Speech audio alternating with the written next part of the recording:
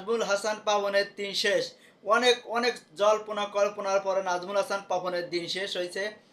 আগামী রোববার সে পদত্যাগ করবে। দীর্ঘ 12 বছর রাজত্ব করার পর, দীর্ঘ 12 বছর রাজত্ব করার পর এখনো রাজি হয়েছে। সে আছে বলেছে যে আমি পদত্যাগ করবো, রাজি রাজি হয়েছে। মানে এমন একটা করে ফেলেছিল, আমলিকির সব লোকজনে ওর ভিতরে রেখে যা সব করেছে। 22 জন না 23 জন ওই জায়গায় রাখেছে। মানে রয়েছে একটা ক্রিকেট টিমের আছে একটা কিন্তু প্লেয়ার 15টা প্লেয়ার হাতে রাখতেই পারেনি ভালো করে। আর যে না পারে, যে কম পারে, যে খারাপ খেলে তারে করবে ক্যাপ্টেন, তার মন মতো করে সে আছে মানে বলার বাইরে। মানে যাক, অনেক দিন পর আসছে নাজমুল হোসেনের তার এখন আসছে পদত্যাগ করার জন্য। নাজমুল হোসেন পাপন পদত্যাগ করার জন্য রাজি হয়েছে। দীর্ঘ 12 বছর পর এখনো সে রাজি হলো।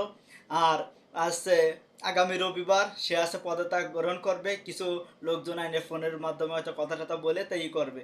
কারণ 12 বছরটা লুটপাট কম করেনি। এই দেশে লুটপাট করার ভিতরে ওই একজন নাজমুল হোসেন পাপন। এখানে পাপনের অনেকদিন পর পদত্যাগ করবে না, রাজি হয় না। অনেক বলা কোয়ার পরে সে আছে রাজি হয়েছে। রাজি হওয়ার পরে এখন আচ্ছা, রাজি না হয় কোনো উপায় ছিল না। কারণ দেশেও আসার কায়দা নেই, সে তো পলাতক, কোন দেশে পলায় আছে তা কেউ জানে না। আর কেউ তো সঠিক তথ্যও দেয় না। তবে সব থেকে বড় কথা অনেক একটা সুখবর আছে এইটা, যে নাজমুল হোসেন পাপন রাজি হয়েছে অনেক দিন পর। সে বলেছে আমি যে রাজি। এখন আছে মানে রবিবারের দিনকেরা আছে সবার সাথে কথা মতা বলে করে তে রাজি হবে। সে আছে এখন থেকে আর বাংলাদেশের কোনো দায়িত্বই থাকবে না।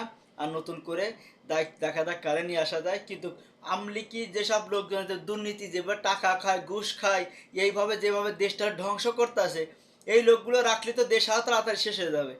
আর এর জন্য নাজমুল হাসান পাপনের মতো লোক তো ওখানে কেউ চায় না। সে যদি ভালোভাবে যদি করতো, 900 কোটি টাকা আছে, 900 কোটি টাকা যদি সাইডে দেয়, কিন্তু 900 কোটি টাকা যে কই যাবে, 900 কোটি টাকা যে মানুষ কীভাবে কী করেছে, সেটা যদি না বলতে পারে, তাই তো ওর তো আরও বেশি সমস্যা হবে। এখন কোন দেশে পড়া আছে তা কেউ ঠিক মতো বলে না। অনেকে জানে তার পরিচিত, কিন্তু বলে না।